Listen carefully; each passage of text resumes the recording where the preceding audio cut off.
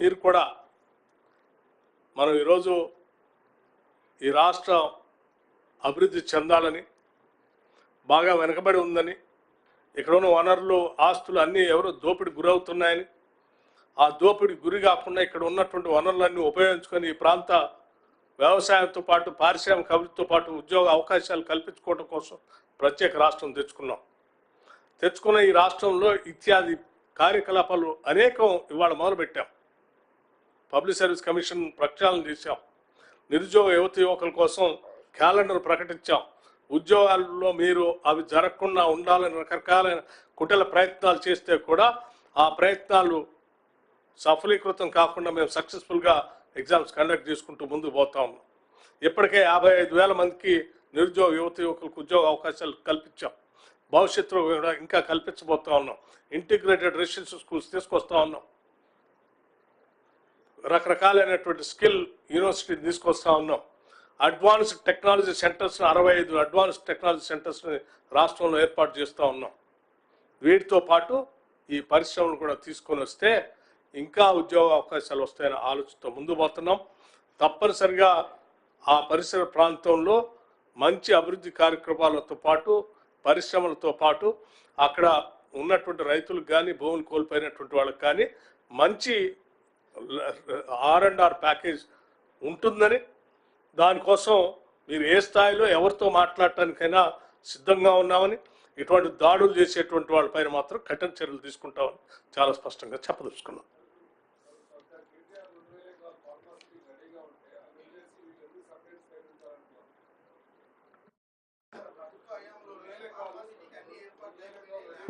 మేము చాలా స్పష్టంగా మేము అధికారంలోకి వచ్చిన తర్వాత చాలా స్పష్టంగా చెప్పాం.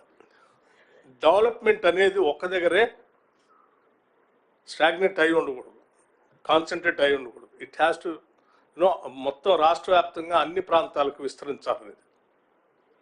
అందులో భాగంగా మీ గతంలో కూడా చెప్పాం. అసలు రీజనల్ రింగ్ రోడ్ వచ్చినప్పుడు ఆ రీజనల్ రింగ్ రోడ్కి అవుటర్ రింగ్ రోడ్కి మధ్యలో క్లస్టర్స్ ఎట్లా ఏర్పాటు చేయబోతున్నాం. బాగా వెనకబడి ఉన్నటువంటి ప్రాంతం కొడంగల్ కాబట్టి ఆ ప్రాంతంలో కూడా పరిశ్రమలు రావాలనే ఆలోచనతో చేసేది. నాట్ ఓన్లీ ఫార్మా ఇండస్ట్రీలలో, ఆ ఇండస్ట్రీస్లో ఇంకా ఇండస్ట్రీస్ కూడా వేరు వేరు రంగాలకు సంబంధించిన ఇండస్ట్రీస్ కూడా వస్తున్నాయి. అక్కడ ఉండొచ్చు. అది కాల్ డేటా బయటకు వస్తే అందులో కేటీఆర్ ఉన్నారా లేకపోతే ఇంకో ఆయన ఉన్నారా, ఎవరెవరు ఉన్నారు. ఇప్పుడు ఒక ఆయన కాల్ డేటా తీస్తే ఆడ పోటీ చేసిన టీఆర్ఎస్ అభ్యర్థి నాయకుడు పేరు వచ్చింది. వారు కాల్ డేటా తీస్తే వారు ఎవరితో మాట్లాడారో తెలుస్తుంది.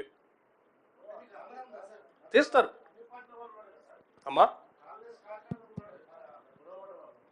ఏమండి నేనేం చెప్పా, మీకు చాలా స్పష్టంగా చెప్పా. ఆ సురేష్ అనే క్యారెక్టర్ ఏంటి, ఆయన ఎవరితో మాట్లాడి ఏం చేశాడు, ఎవరిని ఏ రకంగా రెచ్చగొట్టారు, ఎందుకు రెచ్చగొట్టారు, ఏ రకంగా దాడి చేయమని చెప్పి ఒక ప్రణాళికాబద్ధంగా చేశారని.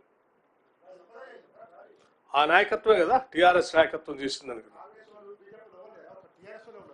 టీఆర్ఎస్ వాళ్ళు చేశారని కదా.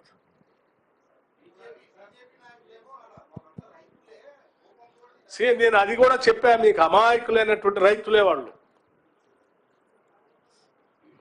అమాయకులైన రైతులే. ఆ రైతులను ఆ రకంగా రెచ్చగొట్టి ప్రోత్సహించి మీకు ఉదాహరణ కూడా చెప్పా. గతంలో వీళ్ళు ఏం చేశారో మళ్ళీ ఇదే చేస్తున్నారు.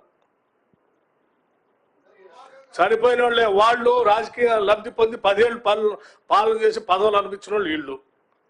పాపం వాళ్ళు అమాయకులైన రైతులు, వాళ్ళకి మంచి R&R ప్యాకేజ్ ఇవ్వాలని ప్రభుత్వం ఆలోచన చేస్తూ ఉంటే వాళ్ళ రెచ్చగొట్టి జిల్లా కలెక్టర్ మీద దాడి చేపించి వాళ్ళు నష్టపోయేటట్టు చేసి వీళ్ళు లబ్ధి పొందడం కోసం ప్రయత్నం చేసి ప్రభుత్వం మీద బురద జల్లి ప్రజలకి అంతిమంగా పరిశ్రమలు రాకుండా, ఉద్యోగాలు రాకుండా, అభివృద్ధి లేకుండా చేయాలనే కుట్ర ఇది.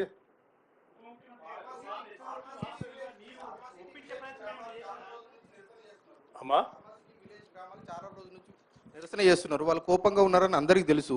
మరి అక్కడ ఉన్నటువంటి లోకల్ పోలీసులు కావచ్చు, ఇంటెలిజెన్స్ వ్యవస్థ ఏం చేస్తుంది? అధికారులు వైఫల్యం కాదంటారా కలెక్టర్ మీద? ఒక్క నిమిషం. గతంలో చాలాసార్లు ల్యాండ్ ఎక్విజిషన్ జరిగిందా? చాలా ఉధృతమైనటువంటి రకరకాల నెలల తరబడి కూడా ఉద్యమాలు చేశారు కదా. ఎప్పుడైనా కలెక్టర్ల మీద, అధికారుల మీద ఎట్లా భౌతిక దాడి చేశారా?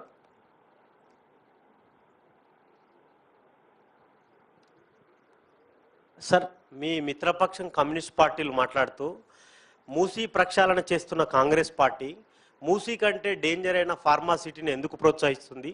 జనావాసాల మధ్య ఫార్మాసిటీని పెట్టాల్సిన అవసరం ఉంది, జనావాసాలకు దూరంగా పెట్టచ్చు కదా అని చెప్పి సిపిఐ నేతలు మాట్లాడుతున్నారు సార్. ఫైన్, వాళ్ళు చెప్పింది కూడా కరెక్టే కదా. అందుకే ప్రభుత్వం ఒక దగ్గర కాకుండా అక్కడక్కడక్కడ క్లస్టర్స్గా తయారు చేసి పెడతాం. ఒకటే దగ్గర పెడితే ఆ పొల్యూషన్ కాన్సన్ట్రేషన్ పెరిగి నష్టం జరుగుతుందనే కదా.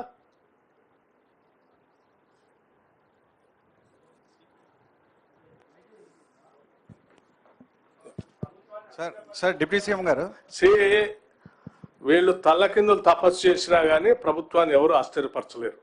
ఈ కేటీఆర్ కాదు, కేసీఆర్ కాదు, హరీష్ రావు భూమి ఆకాశం ఏకం చేసి కింద పైన తల్లకిందులు తపస్సు చేస్తే కూడా ఏం కాదు. మీరేదో ఢిల్లీ పోయి దేనికి పోయారంటే ఢిల్లీ ఎవరి కోసం పోయిన ఢిల్లీ ఎవరిని కలిసావు?